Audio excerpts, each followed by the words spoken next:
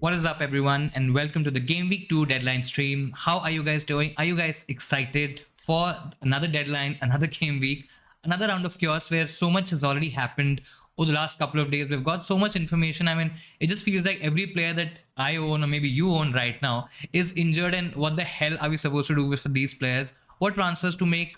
It's the first week, and I really, really hope that you had a good start. And even if you didn't, I think it's absolutely fine because it's just 1 week and we can kind of, set our platform here, start from here, and then move on to bigger and better things. So I think most of the scores that I saw generally in game week 1 were quite decent.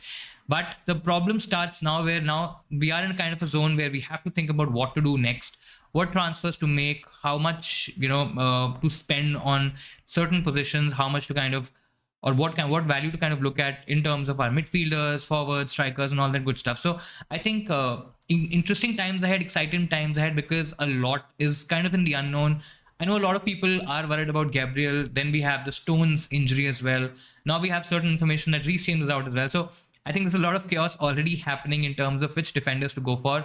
And from a point where we were having at least 4 or 5 very good defenders, we're kind of come to a sense where we are not really left with a lot of options. So I think from that perspective, it's going to be very interesting. Of course, as always, there are a lot of leaks now in the game, and it's a part of the game. We have to kind of accept it and kind of move on and work around it. So we'll see if we can get any kind of leaks. We'll see if we can get any kind of information in terms of any lineups, whether a particular player has traveled with the team, whether we have some more information regarding the starting 11, etc. I think we'll see if we can get some information, and of course we'll share it with you guys as well. But yeah, if you're new around here, if you've come here for the first time, please feel free to hit the like button. It really helps us with the YouTube algorithm, and also helps us to reach more and more people, which of course motivates us to do better in terms of content. And there is a lot of content generally planned for for our streams, for our regular videos, etc. And I think that should be very useful if you subscribe to the channel as well. And again, it's a deadline stream. We are here for questions. I'm here for clarity. I'm sure you are here for clarity and a little bit of fun as well. So please feel free to add any questions, anything that you want to check, anything that you want to discuss, anything that you probably want to confirm in terms of your transfers thinking, in terms of what kind of players, etc. do you want, what value you're looking for, anything at all related to FPL or even non-related to FPL, you can just feel free to add it in the chat, in the comments, and I'll be happy to help. In terms of my own transfers, I'll just quickly kind of cover my team here before we get into the questions. I think I'm kind of waiting for any last minute information or any last minute news regarding any leaks, any lineups, etc. if we can get. Let's assume so right now I have not made a transfer. I have one free transfer, as all of you guys as well, and I have 2.5 million in the bank. So there is enough money to kind of rotate in terms of the flexibility that I have with my players. I mean, I can upgrade a 6.57 million midfielder to a slightly premiumish midfielder. I can downgrade a forward and then invest that additional money, maybe in defense, maybe in midfield. If we get certain information around Gabriel, I think there is a possibility that we change him as well. So I'm keeping all the cards open here. I'm pretty sure that you also have similar doubts. But right now, if there is no information, if we are where we are, and there is 1 minute to deadline, I think my transfer is probably going to be a Luis Diaz. I was pretty torn between a Luis Diaz or maybe changing Gabriel, but Gabriel kind of looks like a defensive move. I've seen a few people talking about Baldock also maybe having a slight injury, so there's a slight doubt whether he's probably not going to come on in case if Gabriel also misses out, because Bear is not playing, and then of course Mubama is not going to come because we have to have 3 defenders at the back. So there is that slight doubt in terms of that third defender playing, but I still feel it feels like a more defensive move. Yes, we all have the likes of Gabriel, Saliba, maybe some other defenders also for their attacking threat, for the goal threat as well. That may or may not happen, and I'm not anyways very, very sure about a Arsenal clean sheet in this game. So I think we'll take that risk. Now the question is whether we go for a Luis Diaz or a Maddison, because I'm kind of torn between that decision, and I think a lot of you also might have that sort of dilemma. Both have decent fixtures. You can say that Tottenham maybe has slightly better fixtures long term. And somebody like Luis Diaz, for example, we've seen that he's not been, of course he has had a good amount of minutes when he was fit. Last season was a bit tricky because he was injured for most of the season, and now Liverpool have options, right? So Whether he's going to start or not is probably a bigger dilemma, a bigger doubt in terms of, a lot of managers probably going for him, where at least some of us are thinking of, going towards the Salah, for example. I mean, I can do that move if I downgrade a Watkins and then upgrade a Martinelli. I think I have enough money to do that move, but then it kind of leaves me with hardly any cash, and I'm sure you'll also be in a similar position. And then that flexibility, which we are kind of raving about right now, that kind of goes out of the window. So I think that's my decision in terms of my transfers. I think it's probably going to be one of Diaz and Madison, and I think let's see if we get more information based on that. That can change. Otherwise, it's probably going to be the same. Hey Prati, hello to you. Welcome to the stream. My day has been good. Deadlines have kind of shifted, so there's a little bit of customization kind of happening in terms of the timings getting shifted. Generally, it's the deadlines are Saturday, now it's a Friday night. I'm sure a lot of you already have plans, or maybe already in some sort of a commitment, etc., but joining the deadline stream, and thank you so much for that. Looking sleek, thank you so much. I hope this channel grows. Extremely underrated. Yeah, I mean, we've been trying to go for a couple of seasons now. It's been slow. I won't be lying if I say that it's been massive and it's been rapid. But yeah, slowly and steadily we are growing and building blocks each and every day. And I think that's what matters at the end of the day.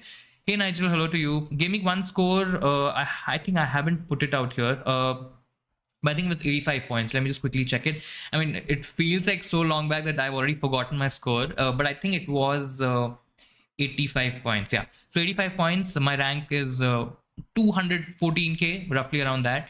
It's a decent start. I mean, it's a pretty decent start considering how or where we were last season. I think last season we were somewhere around 1.5 or 2 million. And then we went to about 3 million in the first 4 game weeks, something like that. And then we started, rising and growing, and our rank started getting better. So from that perspective, I think it's a pretty good shot. I think the template has done very well, to be very honest. Most of these players, if you see, are template options. And I think maybe, a Martinelli, maybe a Buemo are probably the only options who are not very template. I still feel they are decently owned. But I think it's been a decent start. Let me know what your score was, and you scored 74. So I mean, that's still a decent total. I think I'm not sure what your rank would be, but I think it's probably should be within 1 million or maybe 1.5 million. So even that, I mean, it's just the first week, right? We don't necessarily have to concern ourselves with rank. Yes, when you're talking about maybe gaming 20, 25, 30, etc., that is when we kind of start getting worried about ranks and mini leagues and all that stuff. But I mean, right now we have to understand the process, understand the players, understand teams.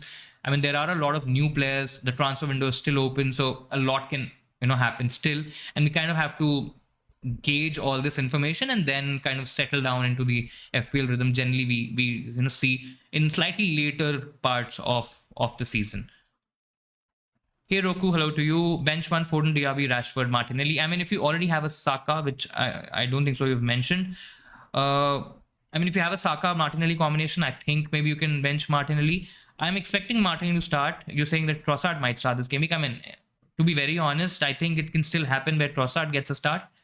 I think it's too early to call that out. I mean, I'm generally not very concerned about Martinelli's minutes. I think Trossard might even play the Nketiah position or the Gabriel Jesus position. So we may see, him playing alongside Saka and let's say a Martinelli. So personally, I mean, all of them are really, really good options. But if you already have a Saka, bench Martinelli. If you do not have a Saka, I would say cover your Arsenal attacker with that Martinelli pick. And maybe, I mean, it's not ideal, but I'll probably bench Diaby out of all these players. I mean, Foden, I know Foden has Newcastle, so you might say that, it's a tricky fixture. Plus, I mean, that's the number one point. Second point is we don't even know whether Foden is gonna, get a start, and it's a tricky fixture combined. So I think the logic would say, Foden, but Foden is a player who can absolutely go massive, and he is a differential. I mean, Diaby is also probably a good differential, but I just feel all of them are good, really good options. Even Rashford against a struggling Tottenham defense, I think he can do really well.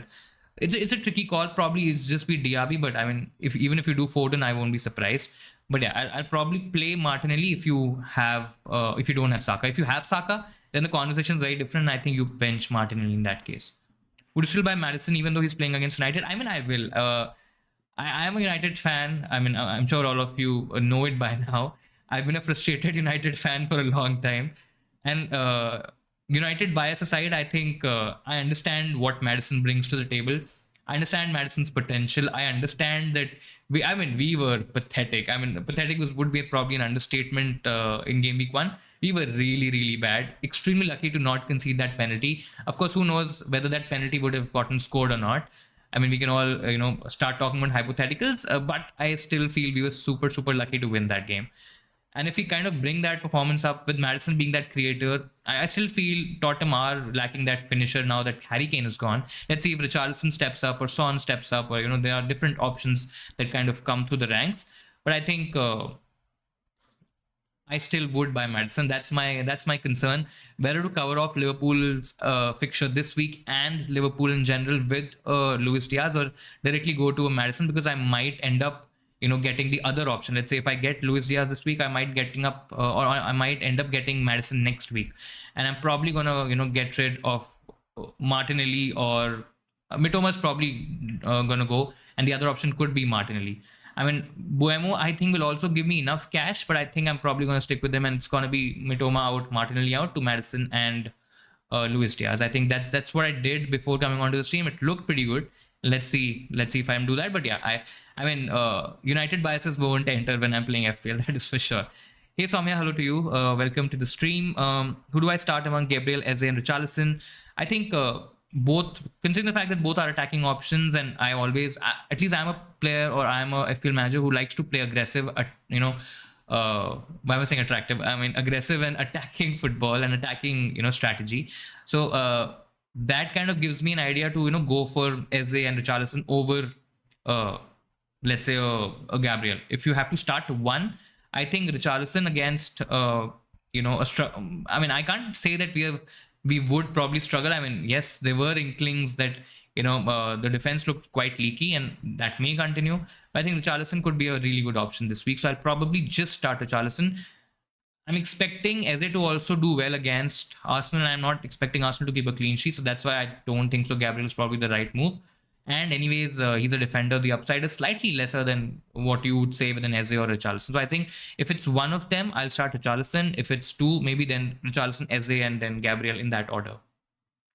Should I put Gusto in? I have Chilwell and want to bring in Jackson or Alvarez. Alvarez, I think, had a slight niggle, and because of which, or some issue because of which he didn't probably may play more minutes or start the Super Cup game. Let's just quickly see if he still has that flag. He doesn't have the flag. So I think Alvarez is also a good option. I think Alvarez is probably a transfer waiting to happen in game week 3, maybe game week 4. Game week 3, I think City has a decent fixture. City has Sheffield, so that's a good game. Game week 4 as well. City's up against Fulham. So those are two really good block of fixtures. So I'll probably see Alvarez.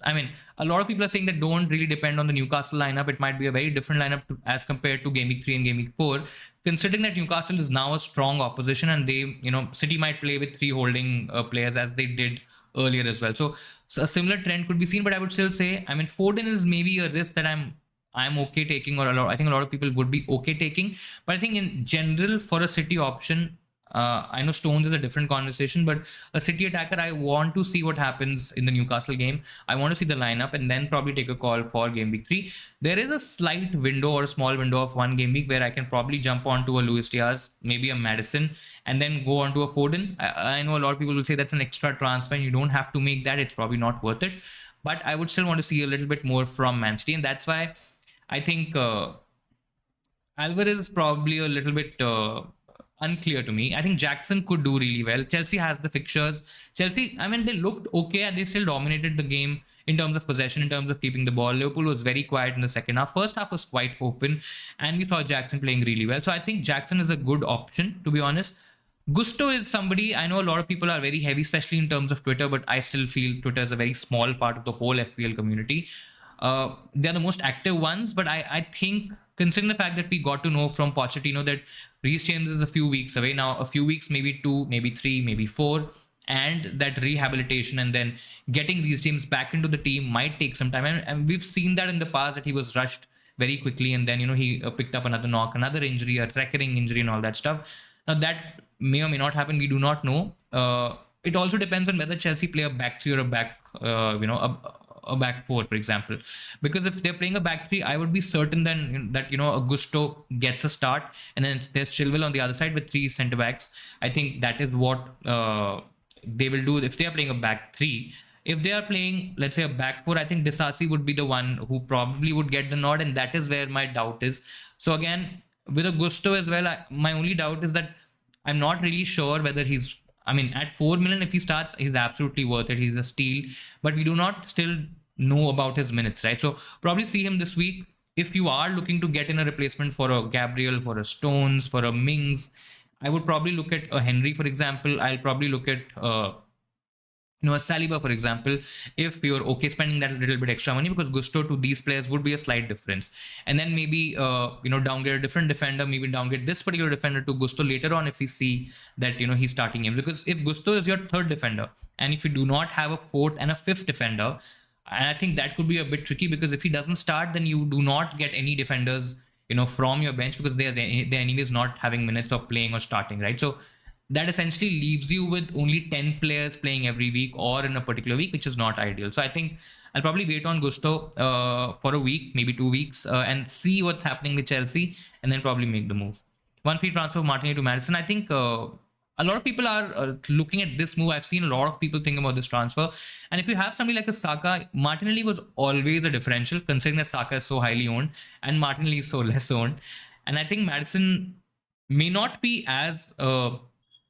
I think in terms of percentages, Martinelli is maybe 15% owned. Yeah, 15.6. Madison's definitely going to be higher. We'll quickly check that percentage. But I'm getting a sense that Madison's definitely higher. Madison's 14.6. So that's actually a little bit lesser than Martinelli, which I wasn't expecting. Similar EO, similar percentages in terms of, number of managers owning them. And I mean, both players are not a risk, because we've seen Madison's potential with Leicester as well. We've seen his creativity. I know the sample size is too less. He's only played one game week. Now, things may not turn out to be the way we are expecting it to be, but Madison in that quite attacking. I mean, the one thing that we have to kind of understand is that the Spurs team that we've seen in the past, I think this is going to be a slightly different team, especially in terms of attack, because the current manager is an attack-minded manager. He's probably not going to give a lot of shits about, keeping a lot of clean sheets, keeping it tight, the Mourinho style of football, etc., etc. I think he's going to try to outscore the opposition for most weeks, and that really is a good, assessment of how we can gauge their FPL assets, because that kind of makes Richarlison a great option in midfield, Madison a great option. Yes, they're competing for that one midfield spot, but I think both of them could be really, really good options. So I think it's not an odd or a bad transfer to make. It's not a risky transfer to make, because I think the ownership, etc., is going to be very, very similar. In terms of matchups, I think both of them have decent fixtures. It's not really a lot to choose from. And if you have a Saka, for example, I think you can spread that risk a little bit by going towards a Madison. I think I personally have a feeling that he'll do really well.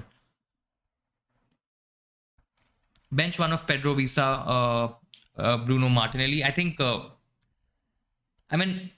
reluctantly, if I have to bench one, I personally don't like Bruno out of all these options. It's saying a lot. I'm not saying that he's a bad FPL asset, but I just feel there are better options out there. Even a Rashford is definitely better than somebody like a Bruno Fernandes. Yes, he's on penalties. Yes, he's on set pieces. Yes, he generally does generate a lot of good XGI, but I just feel there are better options. In case you're going to go safer, you have Pedro, Bruno, Martinelli. I think that's what you do, and you bench Visa. But I think I personally, it's maybe a controversial call, but I'll probably bench Bruno and play, Pedro, Visa, and Martinelli. I think all of them have better potential.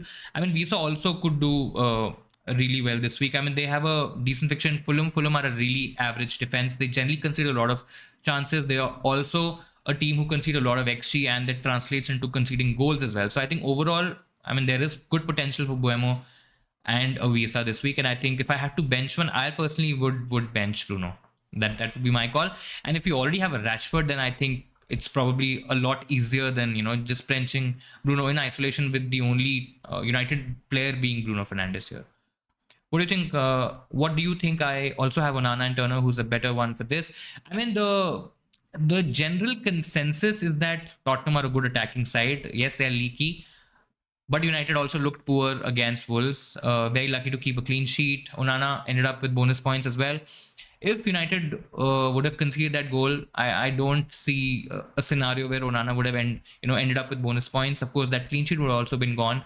So maybe losing out 5-6 points would have been the case there. And then this conversation was maybe a lot easier for us to have. But I think Turner in general, he's facing Sheffield, who are shorter strikers right now. They don't have a proper number 9. They don't have a good goal scorer in their team. And I think because of that fact, I mean, both of them can concede, to be very honest. Both of them can also make a lot of saves. Onana generally would tend to get into bonus points, considering the fact that, he has a good pass completion rate. And there'll be a lot of these times where a lot of the game would probably go from the back, where, we are starting from Onana as the focal point and then moving on to defenders, maybe transitioning to midfielders or directly, playing long, etc. So I think a lot of it would go through Onana. In general, if you ask me, Onana is a better keeper. But right now, this week, I think Turner definitely has the better opposition. And if it's just 1 week, I think I'll probably take a chance and play Turner instead. So that's my reasoning of, having Turner instead of Onana.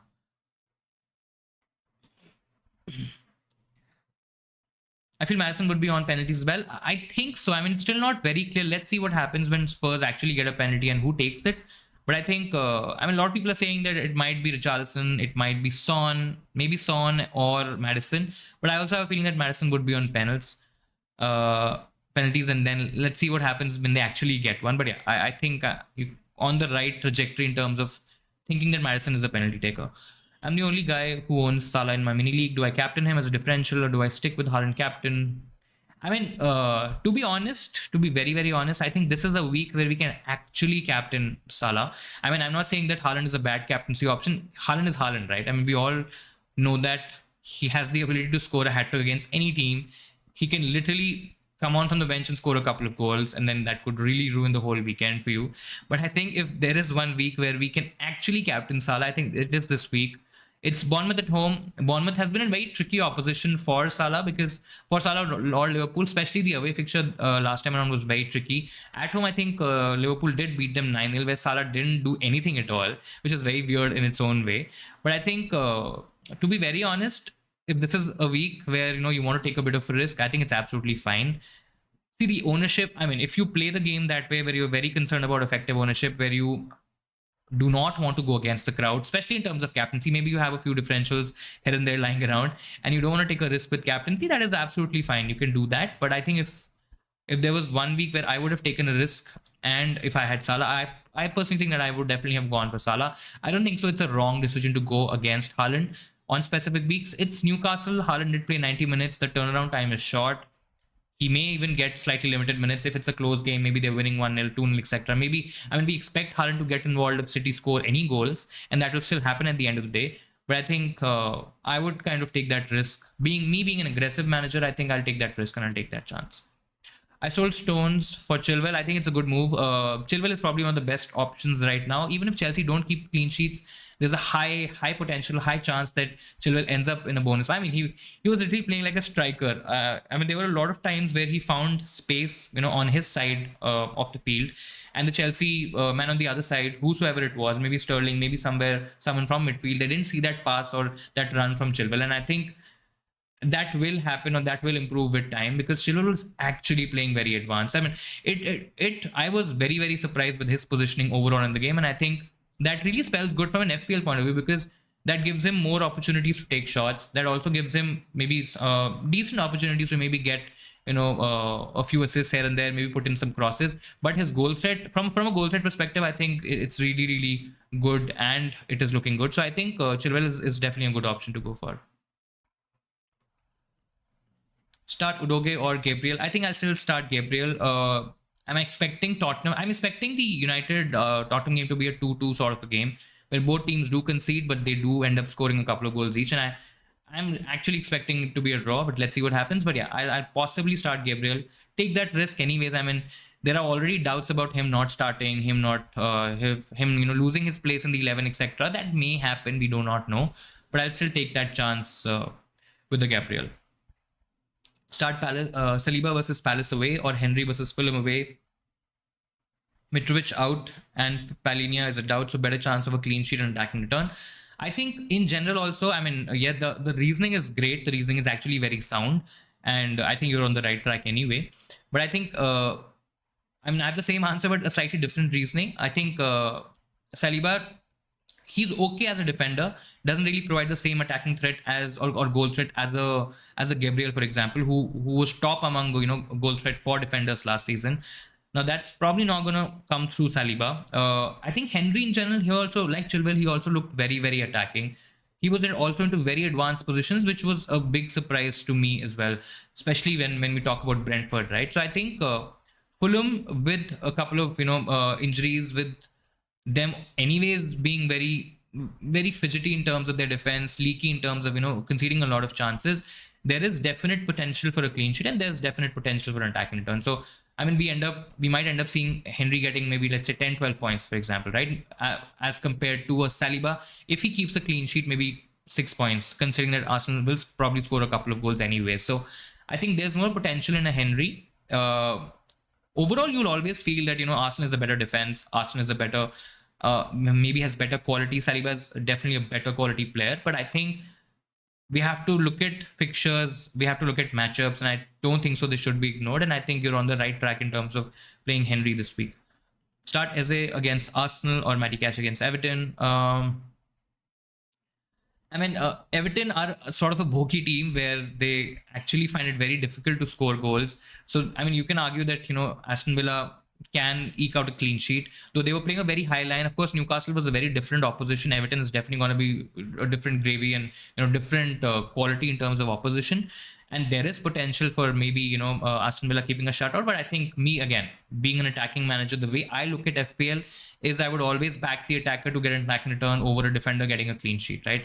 That's just how I think and how I play. So I will, despite of Eze having a much more trickier opposition in Arsenal, I still feel Eze. I mean, Eze did really well in game week 1. Of course, that opposition, etc., was different. Arsenal is again a different game altogether. But I think Eze being the talisman of that team, I think a lot of the attacking plays, a lot of him probably also being on penalties, I think that's really going to help his cause. And I think Eze is a good shout. Best 4 or 5 million player you would suggest for defender, midfield, or forward who plays in the starting 11. I think 4.5 million options. There is Udogie, for example. I think he could be a decent pick. Let's just quickly see defenders. I think Anderson from Palace is okay, but then again, Palace has kind of a mixed run in terms of, I mean, I'm not really expecting them to keep a lot of clean sheets.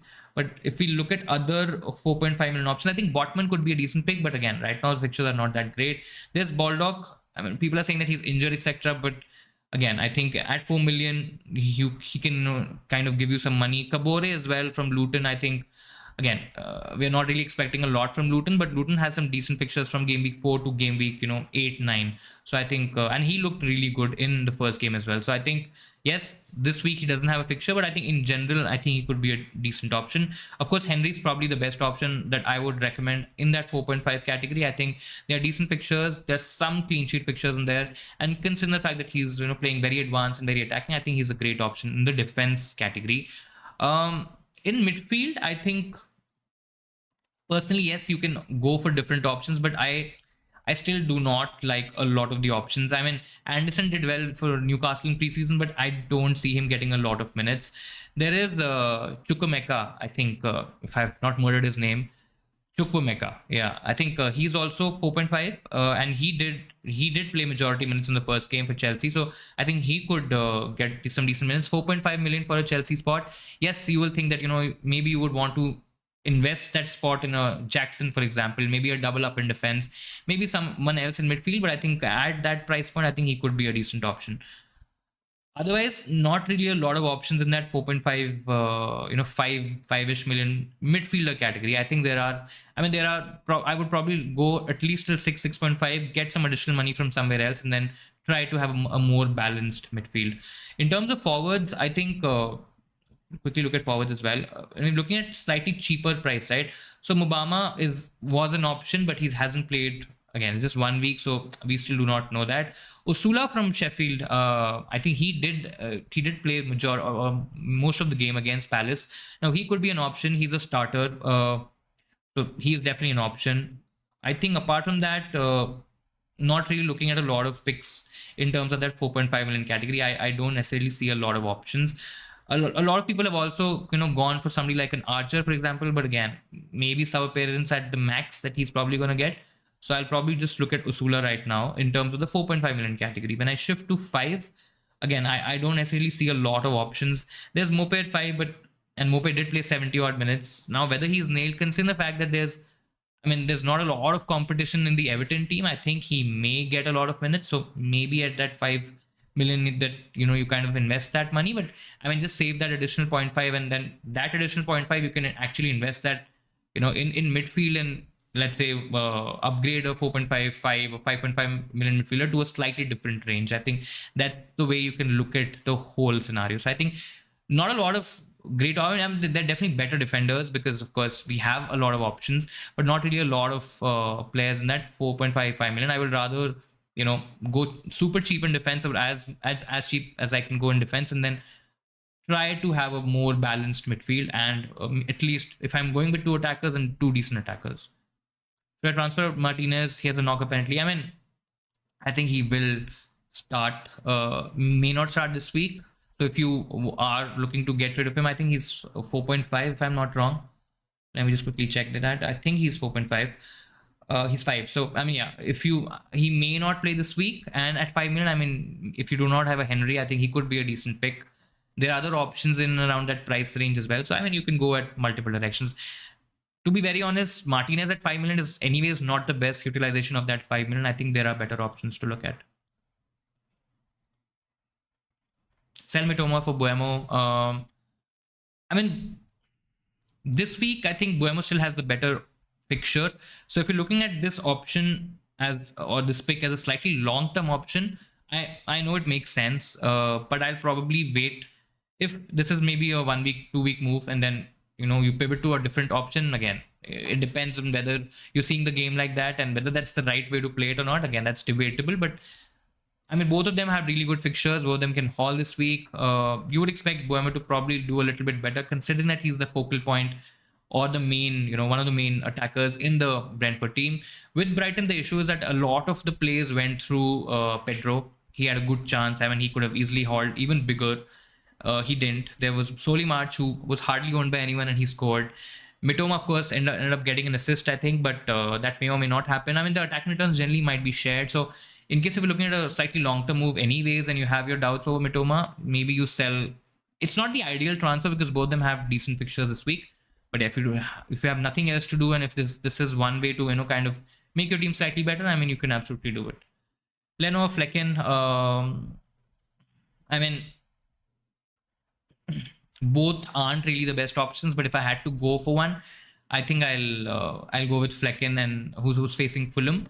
The Fulham are also attacking side, but they are missing a couple of key players, and there might be a clean sheet for Flecken in this one. Thoughts on Gusto? I think I did mention this. I did cover this. To me, he is a potential option. He's not an option right now. He's 4 million, so if he's nailed, he's a great option. My issue is that I do not know whether Chelsea is going to play a back 3 or a back 5. If they play a back 3, I think he's a great option. If they play a back 4. If they play a back 4, I think he may miss out. So that's the doubt that I have. Unless I know that, he's a nailed option. And also consider the fact that I have some idea about Reece James missing maybe more than a few weeks, because again, few weeks can be a couple of weeks, can be 3 to 4 weeks, can be 7 or 8 weeks as well. So we do not know how early will Reece James be, pushed back into the 11. Considering that he's captain, considering that, Pochettino's looking at him like one of the main players in that Chelsea team, I think they would want him to be back as early as possible. So that doesn't really, gives me a lot of confidence in terms of Gusto as a pick. I think he's okay for the next couple of weeks, but then again, he can miss out based on the opposition, based on the formation that Chelsea plays. So overall, if we know that he's nailed, which we may or may not know after the end of this week, I think he could be a good pick. Right now, he's not an option. He's probably a wait and watch for me. If you had Salah, would you captain him? I think I will. I've mentioned this already. He's the best captaincy option this week. He has the best matchup. He has good potential. You could argue that he was very, very quiet, very silent in the second half against Chelsea, but then it was Chelsea. This is a very different opposition. This is Bournemouth and home, and we've already seen that what Liverpool can do. Liverpool, whatever we say and we talk about Liverpool, that Trent is not doing this, Nunes is not starting, Salah is not worth it, etc., etc. At the end of the day, we have to understand that Liverpool is still a very, very good attack. And I don't think so we can take it away from Liverpool. Yes, we can say that their defense is leaky and they may not keep a lot of clean sheets. But I think from an attacking sense, we shouldn't doubt Liverpool. So I think The matchup is good. Salah, we know, is the main man. I mean, he could have had a much bigger haul if that goal would have gotten in. I mean, this probably we were talking about maybe 10, 12 points, and I think a lot of people would have gotten worried considering the fact that he's had such a big haul against Chelsea. We can't even fathom to imagine what will happen when he plays against Bournemouth. So I think if I had him, which I don't, and I probably won't get him, I will definitely captain him this week. Sell Bruno for Buemo to afford.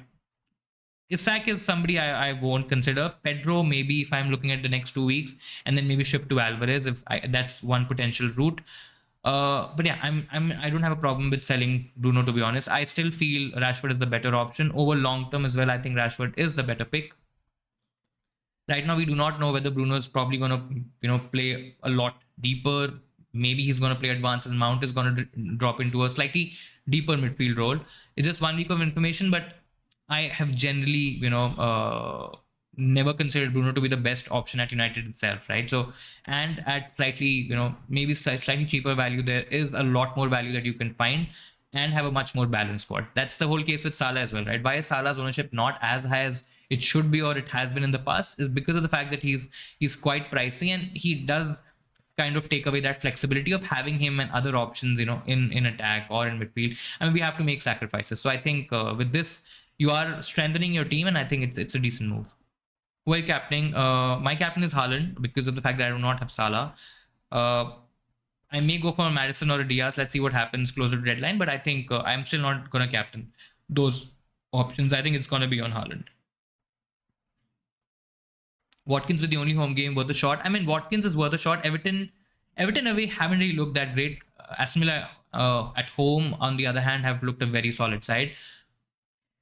Still feel it's a bit. I mean, it's a differential. It's out there, but I personally still won't do it. I think Watkins is, for me. It's still a bit a bit too much in terms of the risk. Intrigued to get your opinion on Jackson captaincy. I mean, again, the fixture is decent. It's an away fixture though. Chelsea, I mean, they did look good in the first half, especially Jackson looked really, really bright. Again, if this was Watkins v Jackson, I think I would have been a little bit more comfortable with Watkins, considering the fact that I know that what kind of FPL pedigree he has. Jackson is still I mean, he's very, very fresh, to be very honest, and I think we can only draw so much conclusion from 1 game week of information, right? We still do not know a lot about Chelsea, about their systems, about who's going to start. Whether Jackson, I mean, we are expecting Jackson to continue starting games, considering the fact that Nkunku is injured, etc. But I mean, captaincy is still a bit risky for me. I think as a pick itself, you are having a differential. I mean, try to basically go a different route, or maybe a slightly safer with captaincy here. Yeah, Jackson captaincy would still again be very, very risky.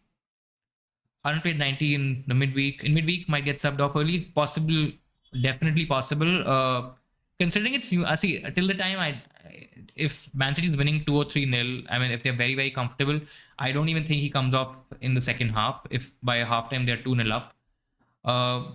But I'm expecting it to be a closer game, and I'm expecting it to, I'm expecting Newcastle to give a strong fight to Man City, and I think because of the fact I think Haaland is probably going to play majority minutes. So yeah, personally, there is a risk involved for sure. I don't see a world where Haaland doesn't start this game, despite playing 90, just a couple of days back, and the turnaround time being very, very short. So yeah, I mean, if you want to go for a differential captain, there is Saka, there is Rashford. A lot of people are talking about Martinelli. Of course, there's Salah. If you have a Salah, for example, I think he's still, whether Haaland is a risk or not, I still feel Salah is the better captaincy option this week. I have 2.5 million in the bank. Would you consider using it on Chelsea assets like Jackson, or keep it for Newcastle assets like Barnes? Isak Wilson, because I think Newcastle's good. I mean, Newcastle's definitely a good team and a team to to watch out for. Right now, their fixtures aren't really that great. I mean, if we look at Newcastle's fixtures, they have Liverpool in game week 3. They have Brighton in game week 4. Then they have Brentford in game. I mean, Brentford is still a decent fixture. That's in game week 5, I think. And then they have a really good run: Sheffield, Burnley, West Ham, Crystal Palace till game week 9. So I think we should kind of utilize this time to see Newcastle assets, see what's happening.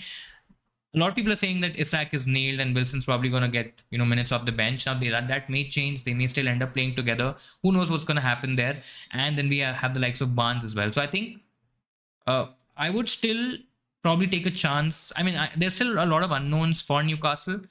With Chelsea, I think you can be a little bit certain. I think Chelsea is probably going to do well, and I think Jackson's probably going to start or keep starting more games. So I would say Jackson is. I mean, both of them, both the situations here are very, very unknown. But I think Jackson is still the slightly known, or the easier devil to deal with. So I think I'll probably take Jackson. If that move doesn't work out, I give myself an opportunity to see that for a couple of weeks and then move on to a different Newcastle forward. The one that I know who's probably going to be nailed. The issue with Newcastle is that they're also in Champions League this season, right? So it's definitely going to be very, very risky in terms of or difficult to predict what's going to happen, with which striker is starting in the Premier League, etc. I think when these games and Europe starts, I think we'll get a lot of information there as well.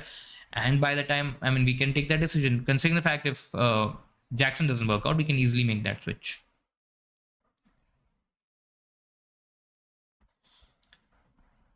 Fantastic work as always. Thank you so much, Ibrahim. Been sub for 2 years now, but today was the first time I turned on notifications for your videos. I mean that's sad in a way. But yeah, please do turn on the notification as well so that you know when a new video drops out and when we have the deadline stream. I mean, deadline streams are the most fun because generally, I get to talk to all of you guys, and I think it's just a good way of having a good solid interaction. But yeah, do turn on that notification. Hey Alan, chalo to you. Help me with stones, man. I mean, that's the worry for most of us. I think we kind of got away with that worry in game week 1, but I think Stones is definitely going to miss game week 2. There's no chance that he's playing. I mean, he's definitely been ruled out. There's no doubt about that. He may also miss game week 3 depending on the extent of the of him being not fit or the injury, etc. I just feel it's not a battle to be fighting because of the fact that there could be some additional information that comes in which may force our hand to maybe change a Mbuemo, maybe change a Mitoma, maybe change a Martinelli, maybe Rashford or Saka get injured, maybe Salah is becoming an option who we can't really ignore at all. So because the fact that you have so much information coming in the next couple of weeks and potential avenues to differentiate from the crowd, start going in different directions, start pivoting maybe to a a 4-man back, maybe to a 3 striker team as well.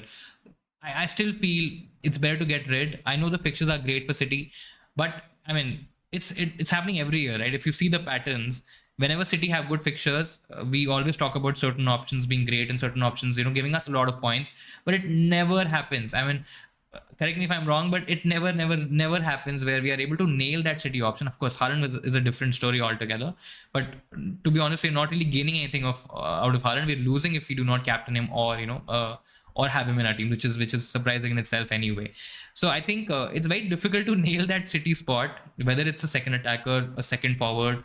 Apart from maybe Edison, who's probably the most nailed option in that Man City lineup.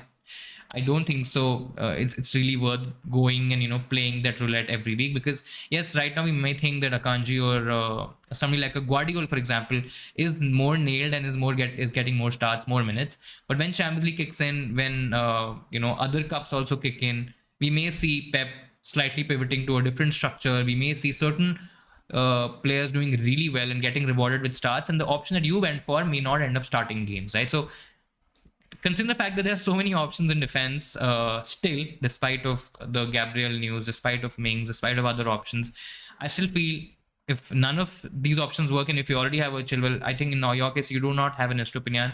With an Estupinian, yes, the next couple of fixtures are really good and he can do really well from an attacking sense.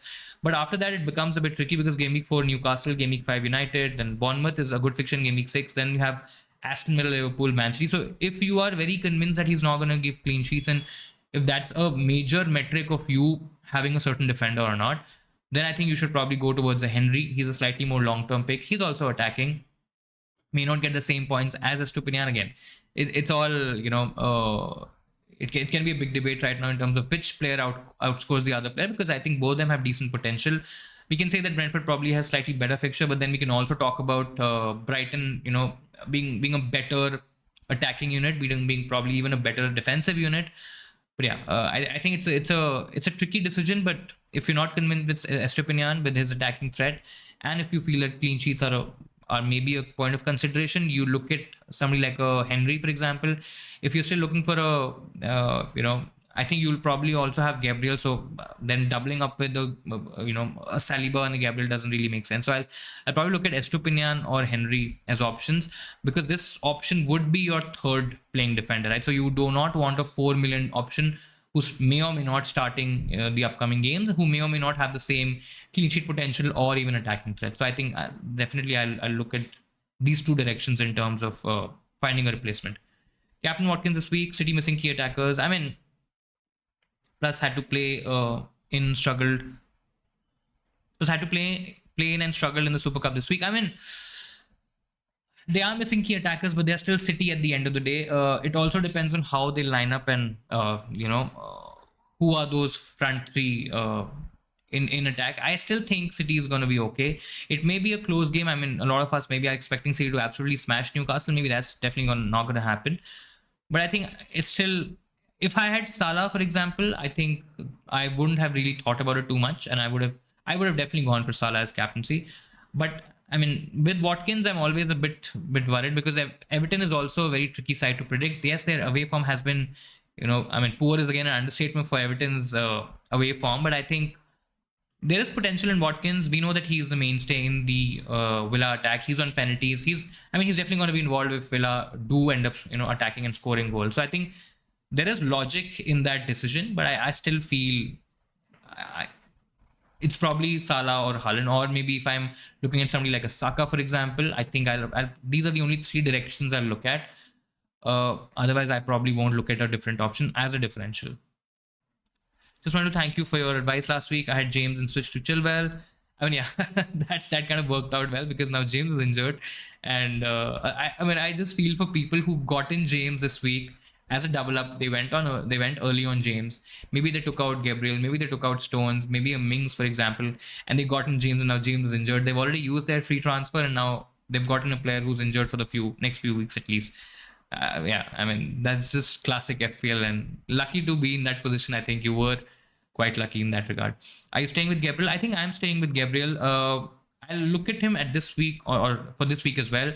Not expecting a clean sheet. First of all, I'm expecting him to start. That's number one. I think that's the major concern for a lot of people. And I'm also expecting him not to keep a clean sheet, which is counterproductive, to the whole argument. But I think I'll probably keep him this week. If he doesn't start, then, I give myself that opportunity next week to make a different move altogether. Considering that I may go for a Madison or a Diaz maybe a 1 week earlier as a punt, or maybe slightly aggressive strategy, I think I can give myself 1 more week on information on my third defender. Considering that I would need a proper defender who's playing minutes at least. At least he's getting 90 minutes. I mean, we can talk about clean sheets, attacking returns, and all those things all together. But I think right now I'm okay leaving this decision for next week and see what happens. I mean, there could be absolutely, a different scenario where we are not even considering Gabriel. I mean, something else comes up and we may have to take out Estupinian and Chilwell or something else, right? I feel always throws a curveball, and I think I'll just wait on this decision. So this looks dope in-house trick. Yeah, that's the expectation, but yeah, let's see. Should I swap Gabriel for Diaz and Martinelli for Madison -4? I mean, -4 is not really required, to be honest. So Gabriel for Diaz and Martinelli. I'm assuming it's Diaz from Man City. I mean, he looks like the most nailed option in that Man City lineup.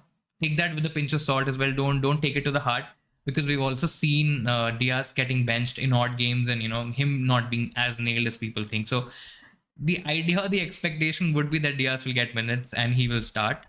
So I understand the logic, but it's a risky option, because going for any Man City option right now is risky. I mean, all of us here, or maybe you can make your own deductions and your own assumption in terms of how City is going to line up.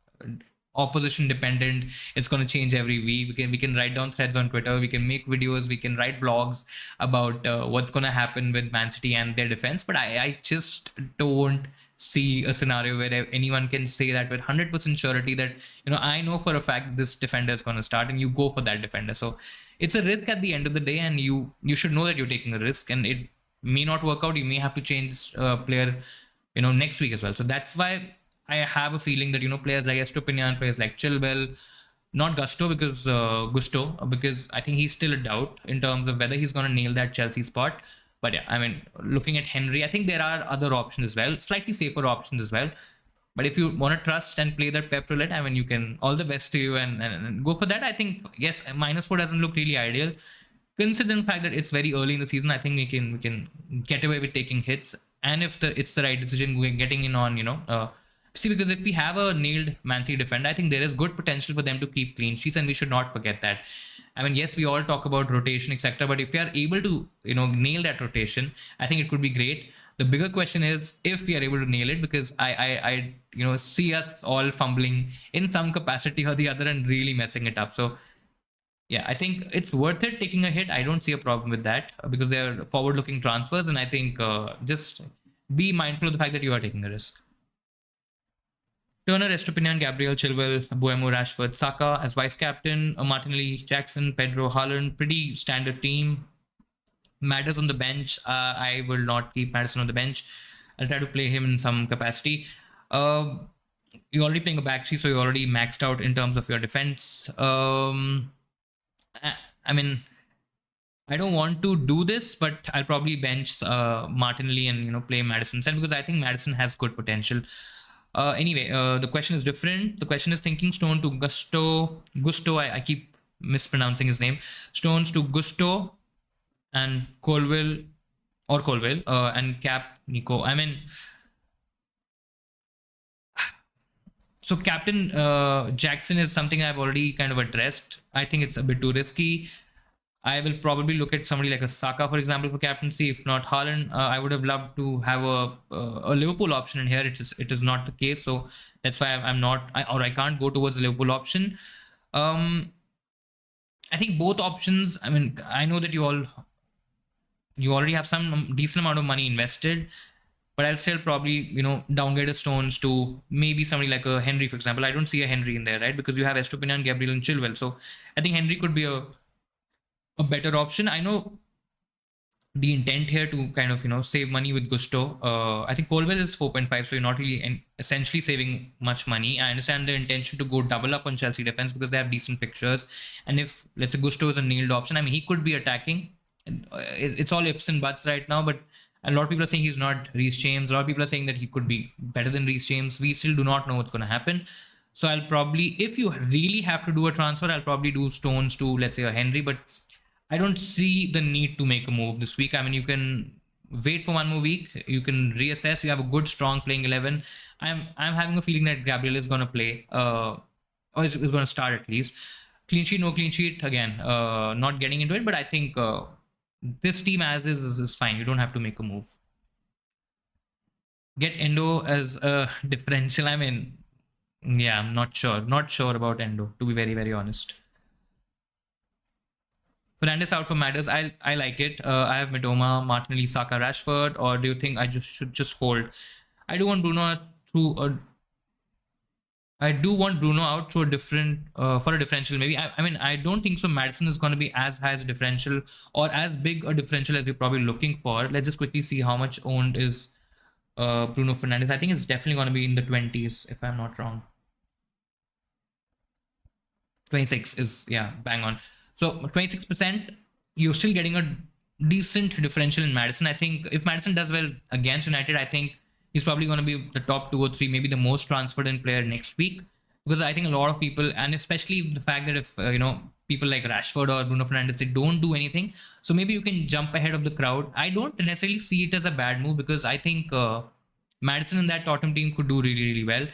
Yes, you are taking a leap of faith, but that's what you have to do. You have to see a small trend and then you have to jump on it, expecting it to work out for you. If it doesn't, you can always go to a Liverpool option. You can maybe move on to a Man City option. You can look at a Chelsea midfielder. So there are multiple routes. I mean, especially in midfield, right?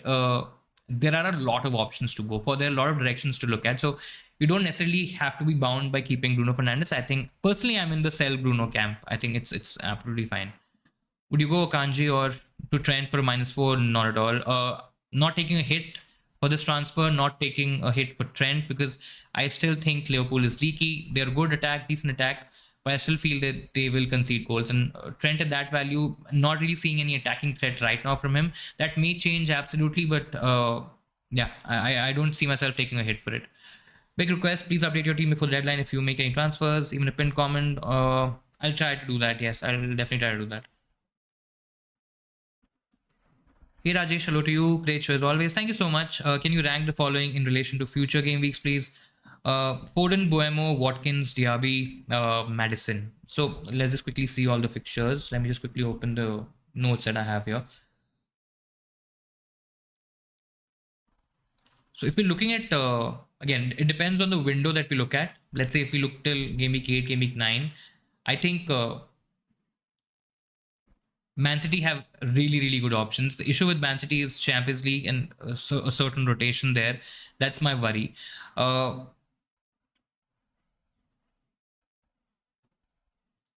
Moving on to Buemo, I think Fulham,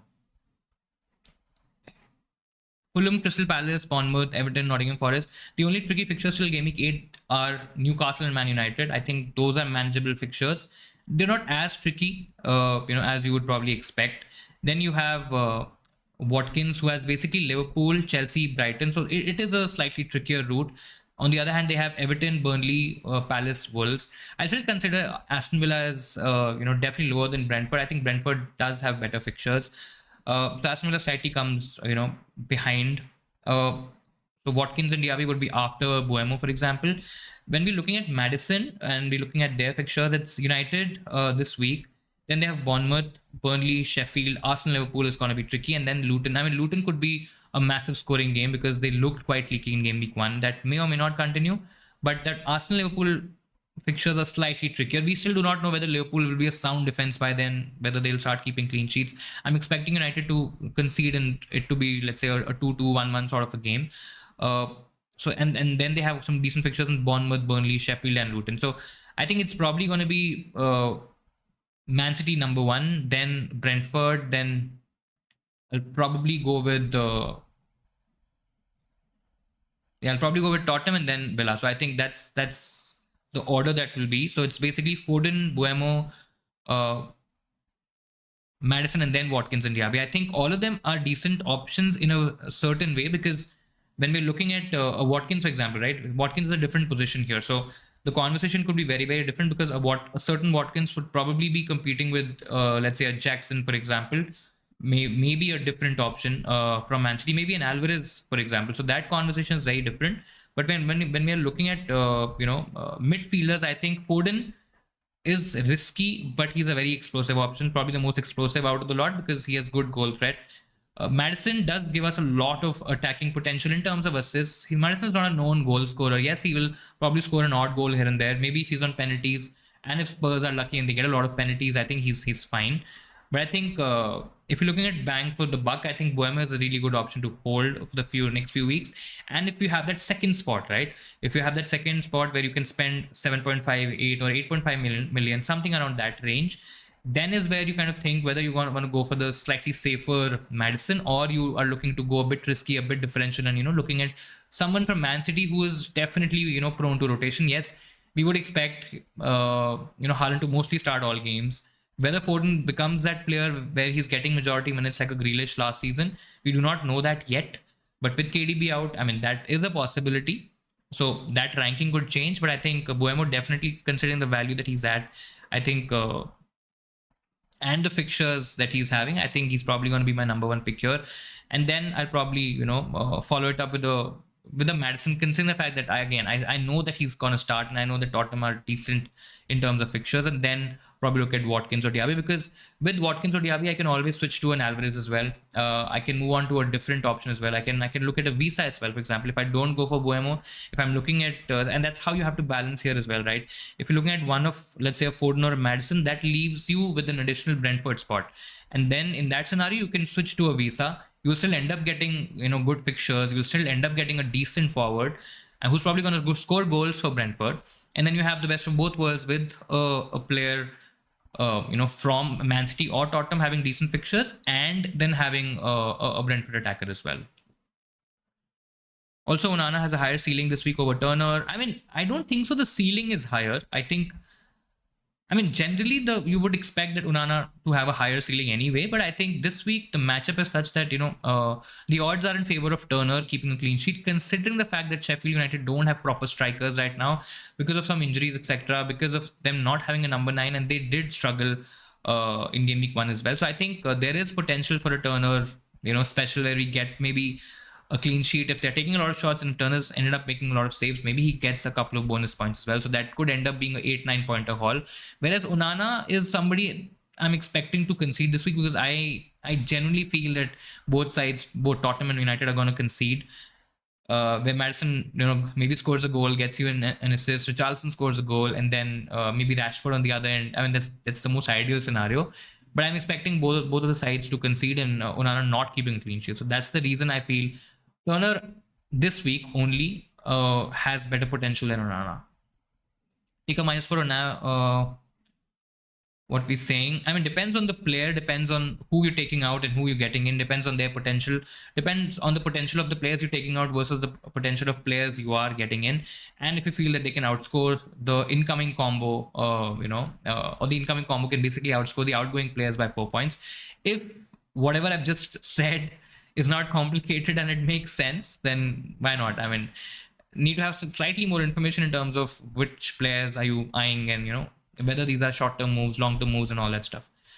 Wolves have some good options, 2 and 5 million. Wolves do have some decent options. Do they have the right fixtures? Maybe yes, considering the fact that Brighton's still going to be an attack-first team, and they can concede. It's Everton, Palace next, Liverpool. We don't know what's going to happen with Liverpool till game week 5. Then there's Luton, Man City, Villa. So the fixtures are okay. They aren't bad. They're not great, but very hard to trust somebody from Wolves right now.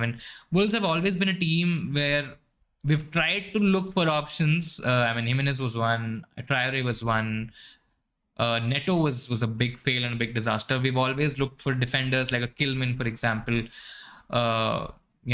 Maybe their keeper as well, but I just don't see myself going with a Wolves player right now. I think need to see more and then maybe take a call. Reece James would miss just over a month, so probably somewhere between 5 weeks. That's what I'm also expecting, 4 to 5 weeks. Getting him in the whole rehabilitation and then getting him into full fitness could take some time. So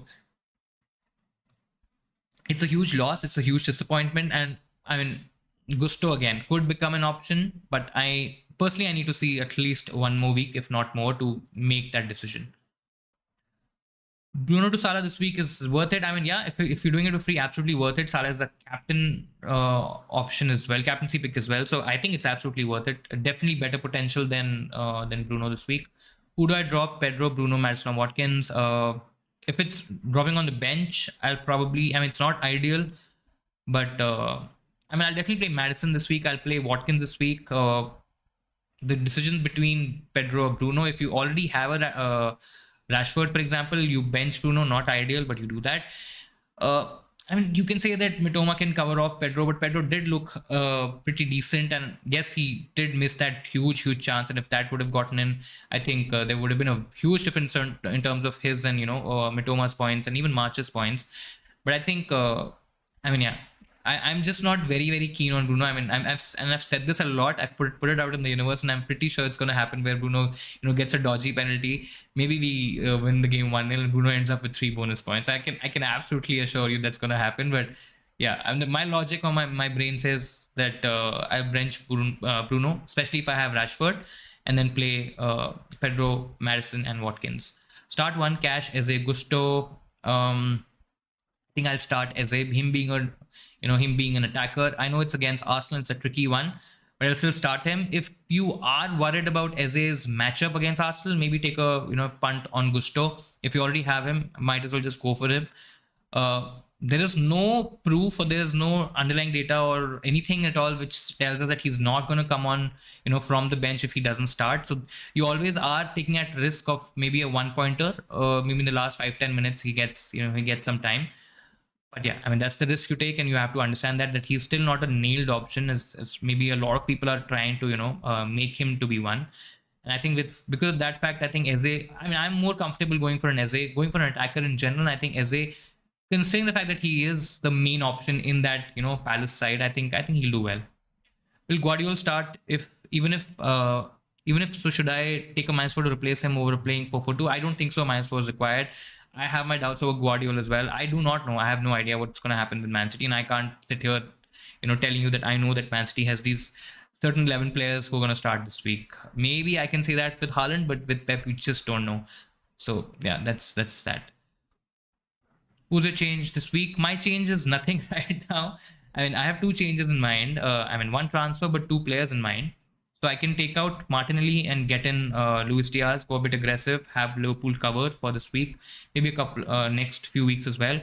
Or I can go with Madison, who's slightly more popular, and have him all throughout the coming weeks as well. So I think I'm looking at replacing Martinelli this week, getting one of those two options, and probably for next week it's not a necessary move. Let's say if I do not have uncertainty around Gabriel, Estupinian, Chilwell, and my back three is pretty set, then I think my move is probably going to be Mitoma to a Madison, for example. I think not going with a Brighton option for 1 week is absolutely fine. I can always come back, and I think I will have some extra money left, so I can always upgrade a Mubama to a Pedro. If I see that Pedro has value and Pedro is starting and he's doing really well, I can actually get him instead of Watkins as well. That will even give me more money to, maybe upgrade a Luis Diaz to a Salah as well. So those are certain routes that I'm thinking. But right now, I think it's probably going to be Martinelli out to one of Diaz or Madison. Bruno Mitoma, I'll play Mitoma. Would you sell Bruno to Salah watching from South Africa? Welcome to the stream. Very, very nice to have you around. I'll do Bruno to Salah for sure. Salah has better potential, better matchup. Debatable whether Liverpool is a better attack right now, or United is going to do really well. I think both attacks will do well. I just feel United. I mean, in terms of minutes, I don't think so. There's a question at all. In terms of output, Bruno does register very impressive numbers, especially when you talk about goal contributions. He's on penalties, he's on set pieces. Salah is also probably on penalties and should take them in most cases. So again, that kind of evens out itself. Overall, I just feel Salah is a much explosive or much better option, and I think if you can make this move for free, absolutely worth it. Who do I drop? Pedro, Bruno, Madison, or Watkins? I think I've answered this question.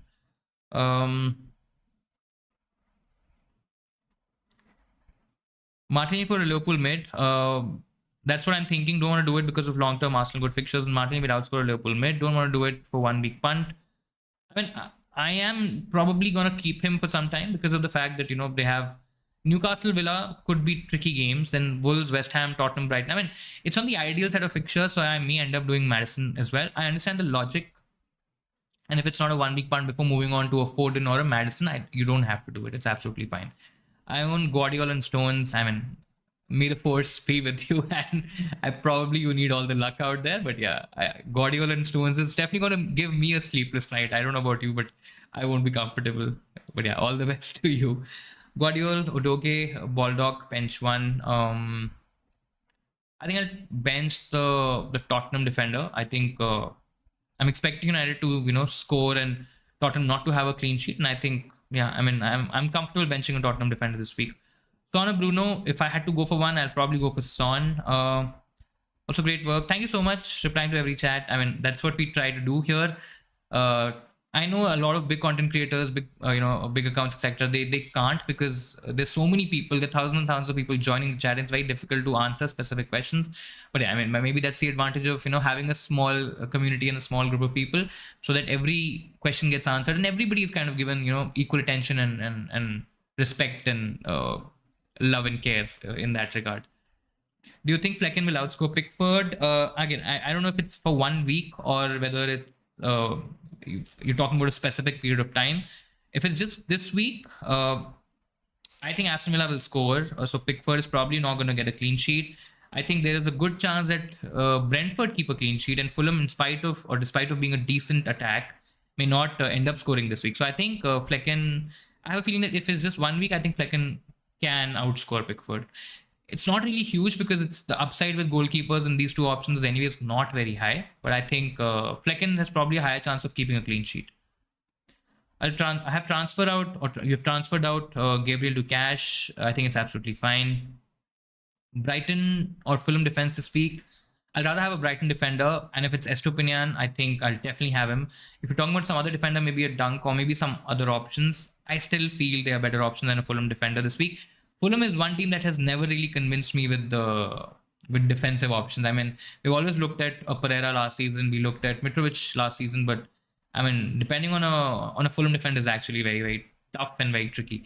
Martinez or Turner, it's a tricky one. I think the only or a couple of options can probably compete with Turner in terms of the outright projections and predictions in terms of Turner keeping a clean sheet. I think Martinez probably is somebody who competes with him and maybe slightly outscores him. So I think if I had both the options as my number one, number two keeper, I think I'll start Martinez. Most of the other scenarios, I'll go for Turner. Spurs and Chelsea are the ones to target. I mean, yeah, they are because of good form. Form is something that, again, you can probably say it's just been 1 week. Yes, you can always count preseason form, preseason fixtures, etc. And the way the teams are lining up, the way certain players are playing, the way you have certain matchups, you have certain partnerships blooming in preseason, and that's what kind of preseason is for. But yeah, I mean, in terms of runs, in terms of options, in terms of having no Europe, I think all these factors does contribute to maybe us looking at the likes of Madison, Richarlison, maybe a Tottenham defender.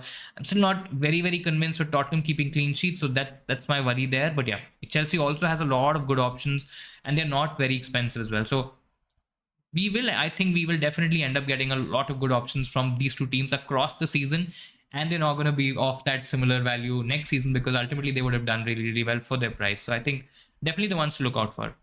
Should I bench Pedro for Jackson? And if you had to play one, I think I'll still take my chance. I mean, it's a tough one. I think it'll just be Pedro.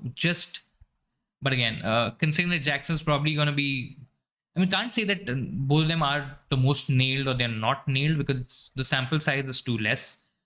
But if I had to play one, I'll probably just play Pedro. And maybe if you have a different Chelsea attacker, which I don't think so you'll have, maybe if again, you can't really say that a Chilwell would cover off a Jackson because they're two different positions, different players, different point scoring systems as well. So yeah, that's not a proper valid argument, but I think it's just Pedro, but not a huge difference.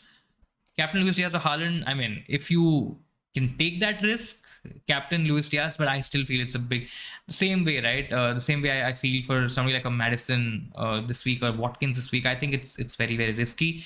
You don't have to take these unwarranted risks right now. I think having Luis Diaz as a differential itself is a good way to approach the Liverpool attack, approach their fixture against Bournemouth, and you don't necessarily have to include captaincy just for the sake of being different. I think having Luis Diaz plus Haaland captaincy is also absolutely fine. March or Mitoma, I still feel that Mitoma is probably going to be the better pick over a longer period of time. It's very difficult to call them out every week because we tried doing this last year and it didn't happen at all. I mean, we weren't really able to tell which one's going to outscore the other option or which one's going to be the higher scoring option.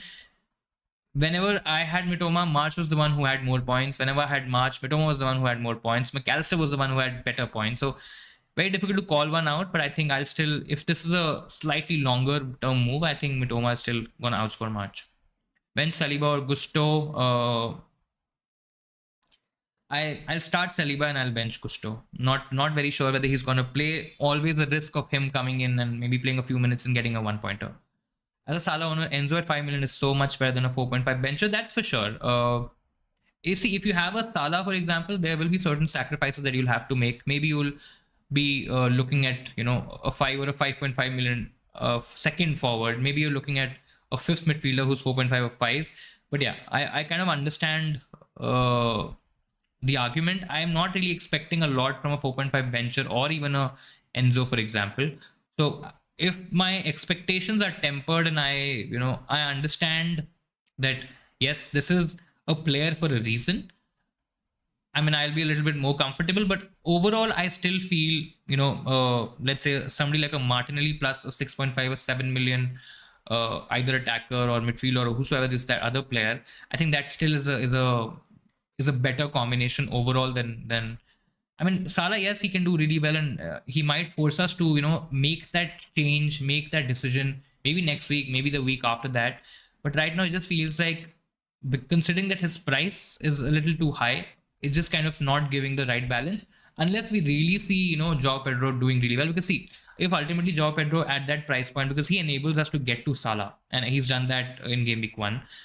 Now if he's doing really well, more and more people will end up buying him. There will be certain price rises that will happen. You may get locked out of going for a certain Joao Pedro, for example, and then you maybe have to depend on a midfielder, right? A 4.5 or 5 million midfielder.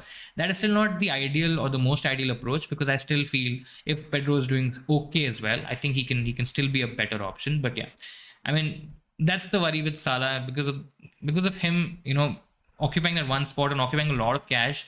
It's just a bit tricky to balance out the other squad. Do you think Colwell could be a differential? I mean, he could be. Right now, in terms of the Chelsea defense, we still have some unknown pieces, and maybe a couple of weeks gives us that information. But right now, again, it is a bit difficult to call out that, maybe apart from Chilwell, I'm not very sure in terms of who's probably going to start majority minutes for Chelsea right now. It could change considering the fact that they do not have Europe, and this option could be nailed as well. But yeah, I mean, he could be. I mean, I'm not ruling out the possibility right now at all. Arteta seems to be getting into shoes of Pep by starting zone roulette. I mean, that's what he's doing. Yes, and it's getting a bit agitating because it's getting difficult to predict. Keeping the opponents confused. Gabriel's a show starter. I mean, a lot of people are saying that he's lost his place. A lot of people are saying that it was more tactical, and the tactics didn't work out, and Arsenal ultimately did end up struggling a lot, and they were maybe lucky to win that game, and should have been a draw, etc. But I still feel with Gabriel, you have that physical presence, you have that defender who can pass from the back, and I think they were missing that in the first game. So I think I'm not sure that he's a sure starter. I'll just put it that way. But I still feel he makes that defense a lot better than what it was. So I think Gabriel should get at least the next couple of games should be fine. Depending on again the opposition, depending on whether he does well, and depending on whether there is somebody to take that place from Gabriel, I think this argument could change. But right now, I think for the next couple of weeks, I think Gabriel should start. Now that James is out for at least few game weeks, who to start out of Estupiñán and Chilwell? Stones, Gabriel. I mean, I'll try to start 3, unless you don't have in good options in midfield. I think I'll start Estupiñán, I'll start Chilwell, and then maybe I'll start Gabriel. Stones is definitely out, I think. So yeah, Stones, James both out. Need to figure out a way to deal with this situation. So Estupiñán, Chilwell, and Gabriel is the trio that I'll start, which is the trio that I also have in my team. Would you start Edison versus Newcastle or Turner versus Sheffield? Just had an XG of 4 and Sheffield had 0.4. I mean, see, it was a very different conversation because they're two very different opponents. They're two very different games that happened.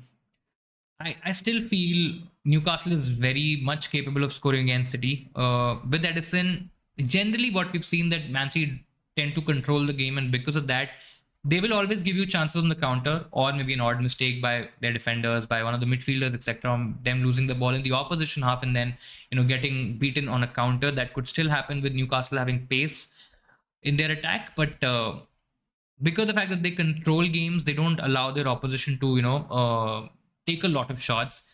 That translates into Edison not making a lot of saves, and that's why we do not see him anywhere in save points. We do not see him in bonus points unless he really has a high completion passer rate, and maybe he's played a couple of good balls and he's created maybe a chance or two, etc.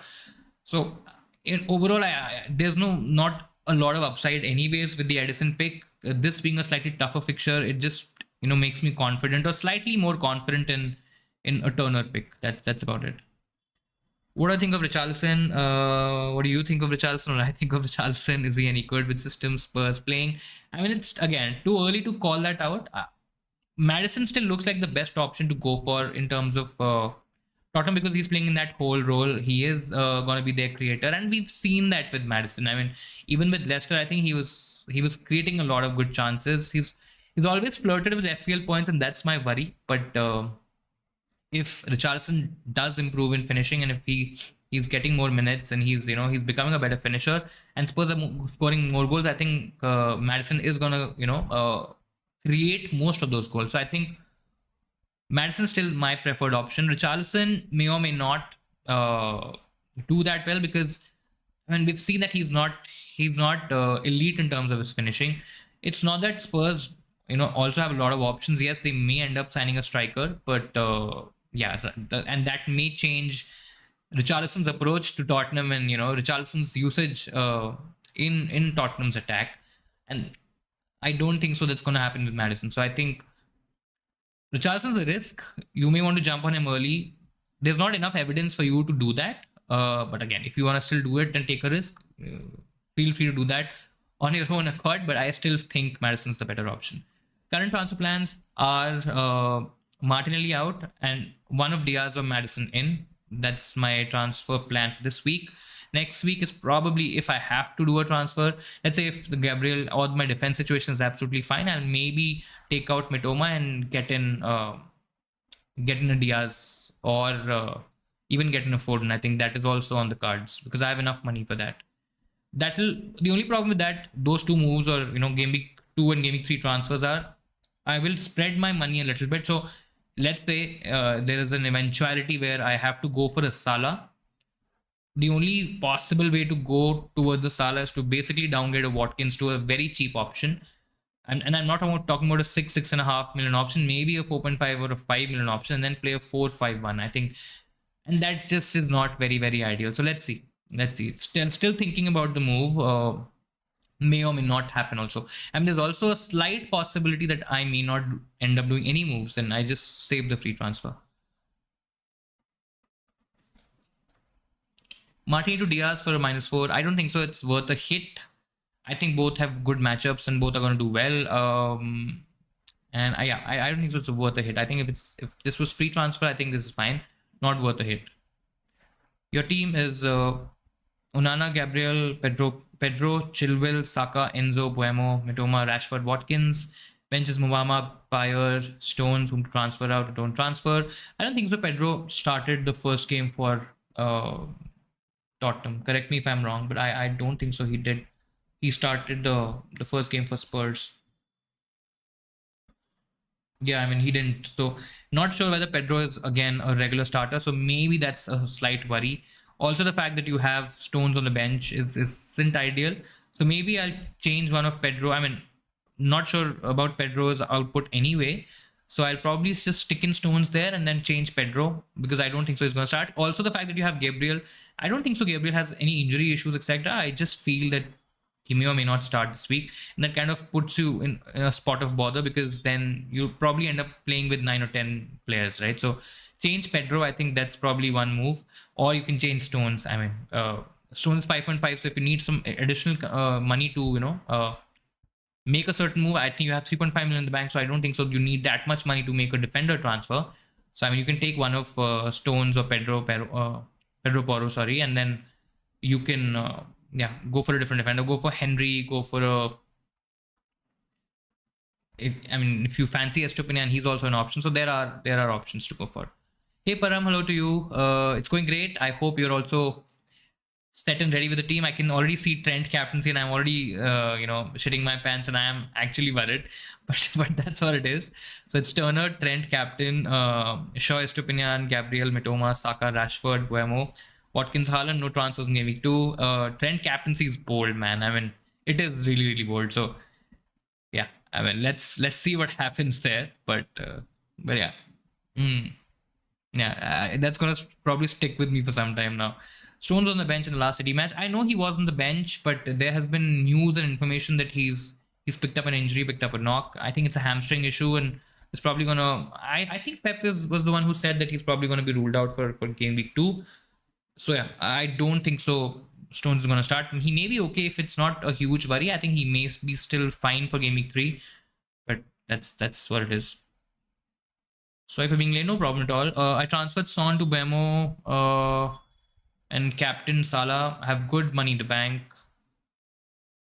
for later game week transfers. Son to Bemo does give you a lot of good cash. Captain Salah is pretty good. Looks solid. Looks pretty good. start Isak or McAllister. Both options aren't really great because Isak against Man City, still feel Newcastle can nick a goal. So I think if I really have to go for one, McAllister is probably not an option for me right now, unless I really see something from him, which was all. I mean, we don't even know whether he's going to take penalties for Liverpool, whether he's going to, make those attacking runs, because in the first game he was playing in a very deeper sort of role, right? I don't expect that to continue because he didn't really have a great game at all. And I don't think so. He's a deep lying playmaker or a CDM, so a Rodri sort of a player. So I think that role will change, will definitely evolve into something else. Till the time we have that information or we know that, he doesn't become an option, or I don't think so he's an option. So I mean, then in that scenario, the answer is pretty clear. You start Isak. Gabriel update. Let's see if we have anything on Twitter, but I don't think so. There is anything that tells us whether Gabriel's starting, not starting, etc.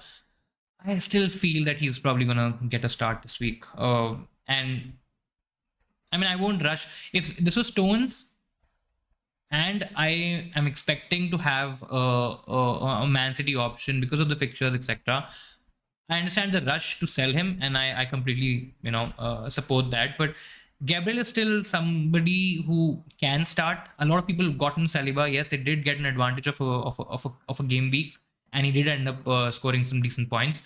That may or may not continue for the coming weeks, and we may see Gabriel and Saliba starting games again. So it may not be a huge difference anyway. So I think I'll hold my horses on a Gabriel right now. I think there are other fires to put out, especially if you have a Ming, especially if you have a Stones, or you have, let's say, a cheaper fifth midfielder or a second cheaper non-playing attacker. I think those are higher priority issues than Gabriel right now. What is for dinner? I have no idea what is for dinner. The cook hasn't come today, and I mean, we don't know what we're gonna have for dinner. It's a weekend, so we'll probably just order some food from outside. But yeah, not sure. We'll see where we go in terms of dinner. But yeah, not sure right now. What are you having for dinner? Do let me know. Turner, Edison. Again, I think I've answered this. Both of them don't really have a higher upside anyway.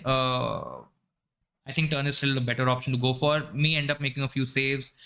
If it's a clean sheet somehow, may even get in bonus points. So I think, yeah. I mean, Edison generally is somebody that I don't prefer because of the fact that he's nailed. So he's giving you that kind of clean sheet security. But, Man City didn't keep a lot of clean sheets last season. I mean, they did struggle to keep clean sheets. So I think I'd rather take my chances with a slightly cheaper keeper and maybe a slightly better defender. That's the combination that I'll have in mind. Turner would be still my preferred choice here. Saka or Haaland captain. Safer is Haaland. There's nothing wrong with Haaland captaincy. Not the most ideal matchup, considering the fact that Newcastle are a good side now, and we have to take them seriously now. And the fact that Man City just played a couple of days back. So there could be certain rotation, not expecting that to happen with Haaland. There could be slightly reduced minutes. That's for sure. And if Man City are, let's say, leading by a couple of goals, I think Haaland's probably not even going to play in the second half. Or maybe just play 15-20 minutes and then gets an early sub. That's also a possibility, but that's the chance you take. And you're not alone. I think majority of the players would still captain Haaland. I think there will be a lot of people who have Salah who will be brave enough to take that chance. So maybe Haaland's captaincy is probably going to be 160, 170%, maybe even higher. But I think majority are still in the Haaland camp, so I don't think so you'll go wrong there. If you can, be brave enough and bear that loss, considering that Haaland, even if he scores a goal and if he's not your captain, and if he's captained by almost 180% people in terms of EO, I think that's a huge loss anyway, right? Maybe close to a 6-7 point loss anyway. So it's tricky, and if you can afford it, go for Saka. But it's Haaland, not the week probably to take a huge gamble on somebody apart from a Salah, I think. I have triple Brentford, Henry, Buemo, or Visa. And that's fine actually. Buemo, Visa, I mean, you can always say that Buemo, Visa maybe have one of them and not over depend on a Brentford attack. But I think Henry is a very smart pick. Bench 1, Jackson, Buemo, Foden, João Pedro. I'll play Foden for sure. I'll play Buemo for sure. I think it's going to be between Jackson and Pedro. And I mean, it can go either way. I mean, it's very, very close. I mean, you can make a case for Jackson, you can make a case for Pedro. If you already have somebody like a Mitoma, for example, bench Joe Pedro. If you don't have that option, then maybe bench Jackson. It's not a huge deal. Any changes to our team? Not right now. Haven't even thought about my team. We'll think. When we have about half an hour to go, we won't keep it till the very late. Maybe the next 10 minutes, 15 minutes, we'll make a move. Slightly inching towards Madison right now. But yeah, I mean, I think the decision is pretty clear. It's between Madison or Diaz in place of a Martinelli. If there is a transfer to be made, that's also there. You had Chinese. I like Chinese. It's good food. Turner, Shaw, Botman, Saliba. Oh, 15 minutes to go. I forgot. I absolutely forgot. Thank you so much, Prajesh, for pointing that out. I think the deadline's 10:45, right? It's not, yeah. Thank you so much. I actually would have forgotten about it. Yeah, the deadline is 10:45. So about 14 minutes to go. Correct. Not 30. My bad. We'll quickly cover these couple of questions and then we'll see the transfer. So Turner, Shaw, Botman, Saliba, Salah, Bruno, Enzo, Saka, Rashford, Haaland, Pedro, bench Pickford, Baldock, Woodrow, Mings. Should I save the transfer, use it for Bruno to Martinelli? I mean, Bruno to Martinelli is maybe not an essential move. You already have Salah, so I think you have that covered. Double up of Bruno Rashford looks decent this week. I personally won't do the Bruno to Martinelli move. If you have, I don't know if you have some money in the bank, maybe upgrade Enzo if possible. If not, I think it's fine. Buemo, Diaby, long-term Buemo, Diaby is still a bit of an unknown. I mean, we expect him to do well. I think he's going to play in that out-of-position striker sort of a role. Villa has decent fixtures in the long run, so if you're okay going with a differential, I think Diaby is the better differential. But Buemo, I think overall has decent potential, considering the fact that he's probably going to be on penalties as well. That maybe gives Buemo or Mbuemo a slight advantage.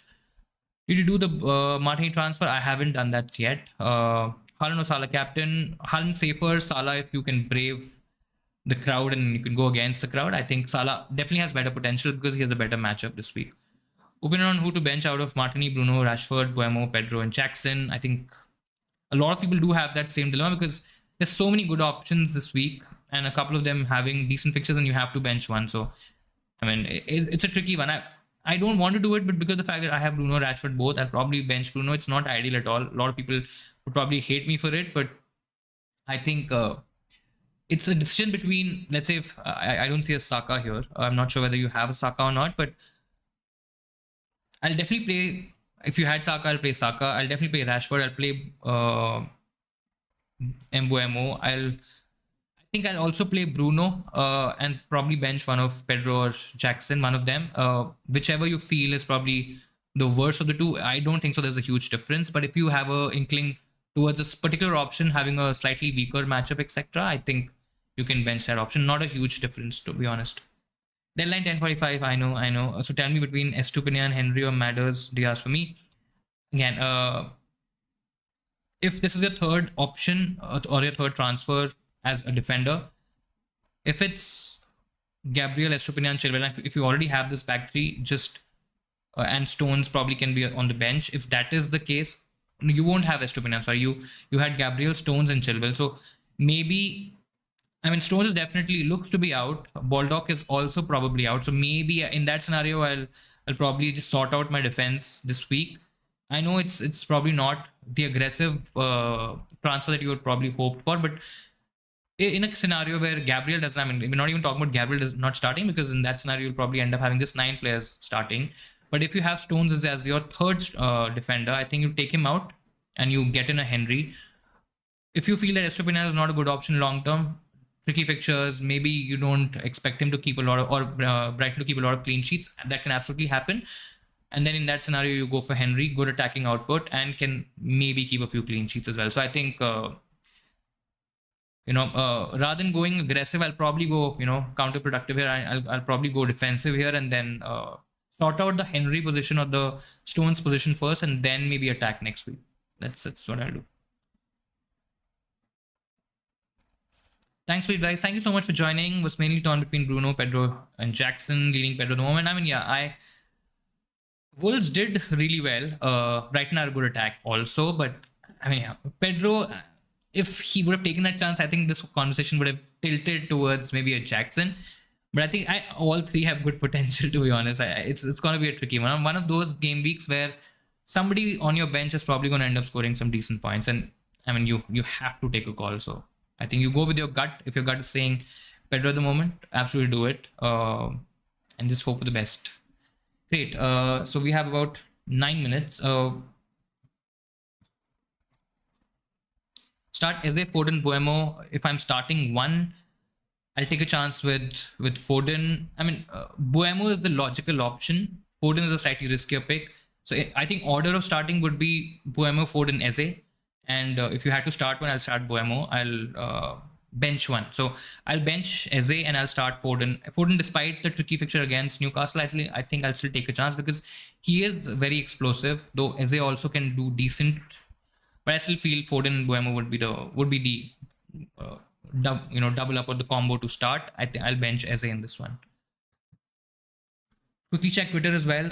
If we have some information, if we have some news.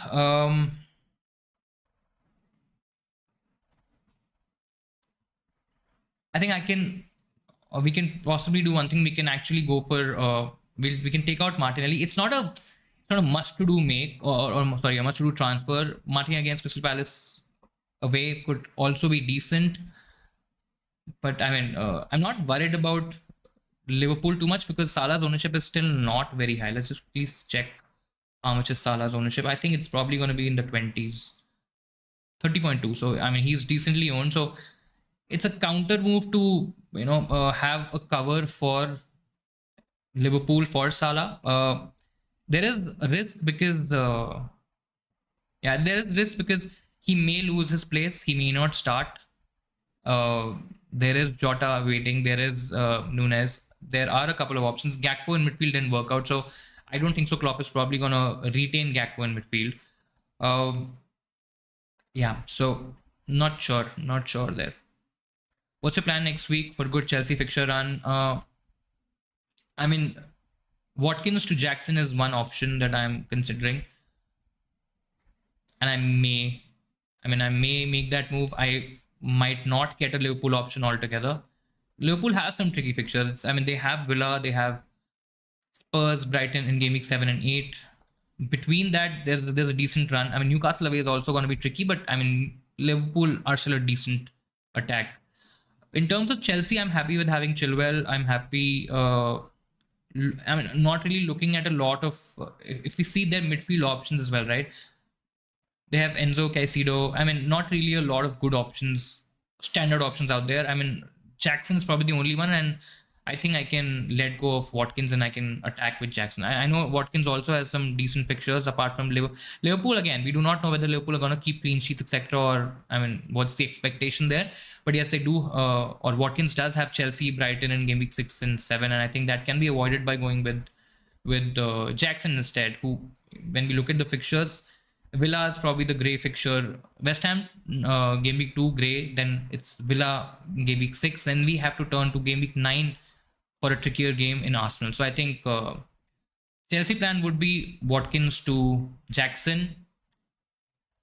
There's Madison also in the plan, and then there is one of Diaz or Foden. Of course, I can't get everybody, so it's probably going to be just 2 transfers or 2 of these 4 players in this week and next week. Maybe I can save this week and then make a couple of moves next week and maybe even take a hit if I'm willing to go a little bit aggressive. If I have some clarity on City, because City has Sheffield United in game week 3, that could be a great picture as well. So still torn between making that move or not. We have about 5 minutes. Let's see. Should I start Gabriel over Shaw? I think I'll still. I mean, I'm expecting United to not keep a clean sheet. So from that perspective, I think, yes, Gabriel makes a lot more sense, but Shaw is definitely more attacking. I'll probably just keep Shaw. Both of them don't look the most ideal options in terms of, a particular player keeping a clean sheet. So I'll probably just about favor Shaw, considering that he has a higher attacking threat and he's probably going to be in a lot more advanced positions. There is a slight doubt on Gabriel's minutes as well. And that'll probably just make me choose Shaw over Gabriel, but not by much.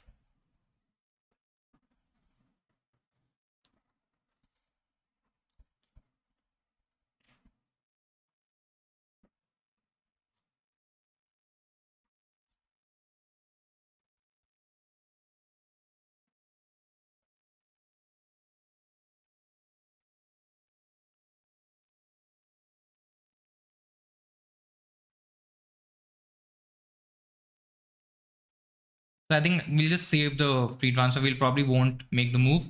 Not sure about Diaz. I mean, it's still a slight lost advantage in terms of maybe going for a Liverpool option because we can take advantage, but I'm not really seeing a lot of point of maybe moving to a Diaz. If it's a short-term move, it doesn't really make sense because then it's an additional transfer, and then we may have to take him out for somebody like a Madison or a Foden.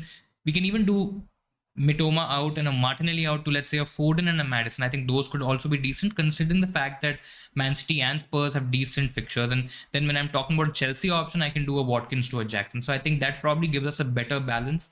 It may it may be slightly safer as well, but again, let's see what happens this week. I think we'll just keep it as is. We're not making a move. Martinelli hat trick incoming. Let's just hope that Palace away is going to be a tough game. It's not going to be a very straightforward game. I'm still expecting it to be a slightly open game. I'm expecting it to be quite attacking from both sides. Let's just hope first Martinelli starts and Trossard doesn't get a start in place of him, and then we'll see what happens. Haaland is captain. Vice captain is Saka. No transfers made this week. We will save the transfer. 2.5 million in the bank gives us good amount of money to let's say do a Martinelli to Madison next week. I mean, I'll just do it for example. That will give us 3 million. So that I can easily go Watkins to a Jackson. That probably gives us additional 1 million, which will be 4 million. That seems to be a lot of money for such an early start to the season, or so early in the season. I think 4 million is still a lot of money. Or we can even do a Buemo, for example, to we can get in Foden as well. If we get certain information about Foden, if we see enough from him this week, I can easily get in Foden as well. I think that will also give me some. I'll still have some decent money in the bank, and that should be fine. Foden, getting Madison Foden next week will give us 2 million, and so money is not an issue. To be honest, money is not a problem. Yes, we won't have a Liverpool option, but let's just see if Liverpool come out very strong, and if I'm expecting them to do well, but if Salah does come out as a strong option, we can also make space for Salah. That considering the fact that we'll have 2 transfers and the fact that we have some additional money, I think we will be in a good place. So yeah, so that's what it is. No transfers in. Haaland is captain. I captain Salah, who to vice captain Haaland or Saka. I think I'll vice take. Just to be safe. I don't think so. Salah is not going to start, or there's going to be any issue there. But I'll just captain. If I'm captain Salah, vice captain Haaland. Salah captain instead of Haaland. If you're okay taking the risk, he definitely seems to have the better matchup. It's Bournemouth at home. They have a good record against Bournemouth last season as well, especially at home. But Salah didn't end up getting anything in that. I think it was a 9-0 scoreline. But yeah, Salah is still Salah. He's a proven FPL asset, and I don't think so there's anything wrong with him as a pick. This is probably one of the fewer weeks where Haaland, he's not a dodgy pick at all. It's just that Man City are without KDB. The system is still unknown. Of course, to Pep it's not, but to us it's a bit of an unknown whether that's going to impact Haaland or not. Numbers and statistics suggest that it's probably not going to affect him. But Haaland's also played 90 minutes, and with a short turnaround time and a tricky opposition in Newcastle, it could be a very tight game. So if there was 1 week to captain, somebody else take a risk and go against the crowd, I think this is that week. And if you have a gut feel about Salah, I do have a gut feel about Salah, but I can't afford him as a pick because then the whole balance sector goes for a toss, right? So if you're brave enough, go for it. My gut tells you to go for it, and yeah, that's about it. Great, guys. I think that's deadline. I actually thought it's a 11 o'clock deadline. Anyways, it doesn't really make a difference. But I think we have reached deadline. The game is updating. No more transfers, no more changes to make. Let's just hope that Liverpool don't punish us. And there's probably not an opportunity lost there, because I'm expecting Liverpool to do well this week. It's Bournemouth. It's at home. Liverpool are still a good attack. They did struggle in the second half against Chelsea in game week 1 now. Where that remains or not, let's see. But I think it's going to be an interesting game week as well. Happy to be back again. Happy to be doing another deadline stream. All the best for game week 2. I hope you really have a good week. Do watch football. Do watch as many games as you can, because of course whatever people say online, people will have 100 opinions, 100 different suggestions in terms of to do this, to do that. But see it with your own eyes. Believe what you're doing, and ultimately you won't end up blaming somebody else for a transfer. So I think, and it's just football is just a good place that you can be at. So I think with that, I think we'll call it a night. Do join us for the next stream as well. Hit the like button if you enjoyed the stream today, if you found this useful, if you found this helpful, and do subscribe to the Insanely Football YouTube channel as well if you're new around here. It really, really helps us and motivates us to do better and to do more stuff for you guys. Of course, there'll be content coming out on Instagram, blogs, etc. as well. So do watch out for that. You can always reach out to me if you have any questions. I'm always a DM away on Instagram. You can reach out to me on Twitter as well, and we can have a conversation there. So yeah, have a good weekend. Keep smiling and have a good time. I'll see you guys next time. Take care. Bye bye.